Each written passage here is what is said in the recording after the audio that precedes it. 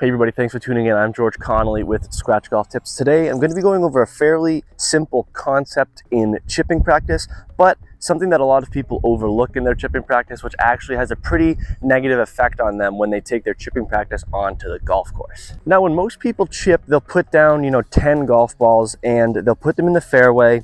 They'll look at a green, a fairly simple shot, and they'll just hit them all. What they do is they take their golf ball, they find a really good lie for it, they step into their shot, and then they just take their chips, right?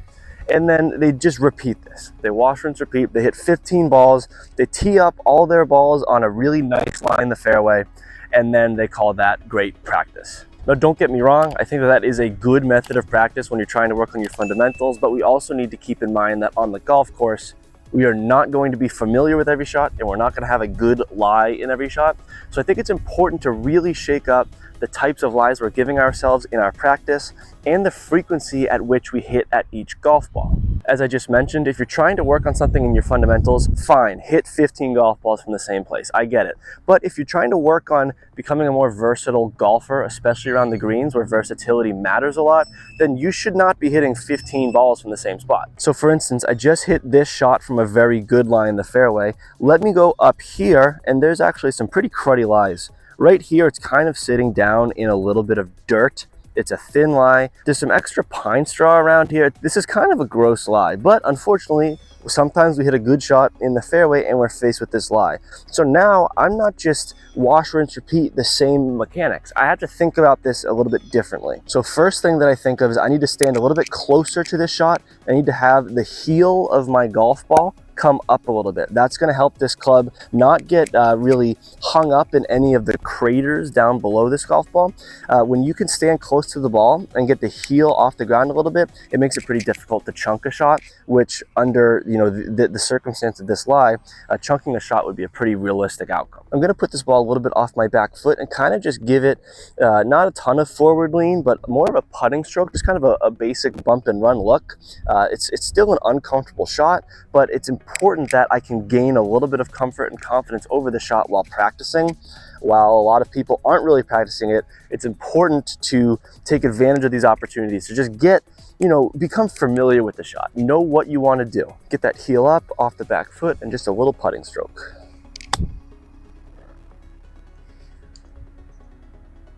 It's going to roll out to maybe 10-12 feet, which from that gross of a lie, I am totally fine with, and I also gained a little bit of experience that I can take onto the golf course. Now let's take one of these balls and head out into the rough. Oftentimes when we're hitting golf balls from the rough, people will, hit it into the rough and then they'll kind of prop it up, get a really nice fluffy lie, and then they're going to hit it from the rough. When you're hitting a chip, it's usually after you hit some type of long approach shot because you missed the green.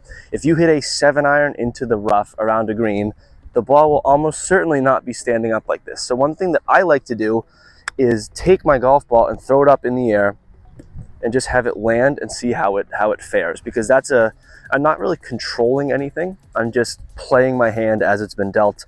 This is actually a pretty thin lie. It's sitting up a little bit, so I don't have to really change much about my standard golf or my standard pitch motion. Ball just front of center, a little bit of weight forward. I don't have the heel up or down or anything. It's a neutral club orientation to the ground, and just accelerate through impact. That actually came out really high. That could go in. Oh, it just missed.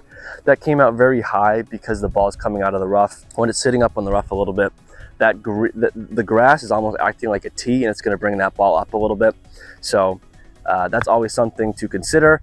And I know that a lot of people don't always consider that or understand it because it's not something that they practice. So just practice different parts of your golf game and you'll be more confident in different positions. Also, when you're doing this, when you're playing with different lies, don't put the ball in a tricky lie and then hit 20 golf balls from that lie.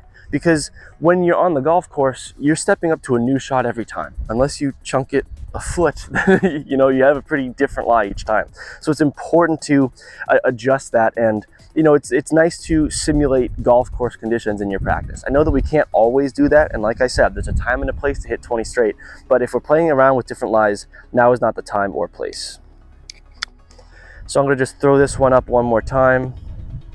And that's a pretty gross lie. So this is around the rough, but it's sitting down I have pine straw all over it. This is another one where I'm kind of going to treat it like that shot in the fairway that was pretty thin. I just need to accelerate a little bit more, and I'm going to have this more in the middle of the stance. Just kind of hack that out of there, but that's within about 10 feet. So, you know, pretty good for my first couple chips of the day. I hope that you can learn a few things about this method of practice. It's important to get exposure to different aspects on the golf course. I wish we could always hit in the fairway. I wish we could always have good, you know, uphill putts and chips, but that's not the reality. So play around in bunkers. Throw your ball into the rough. Maybe it's wet and you're practicing. Throw it around in some wetter areas where you have a little bit less forgiveness around the greens. That's the way that you can really improve your golf, is by becoming a more versatile and comfortable golfer around the greens. If you have any questions or comments on anything that I mentioned or failed to mention throughout the video, please let me know in the comment section down below. We do read and reply to all comments on these videos. As always, thank you all very much for watching. Play well and take care.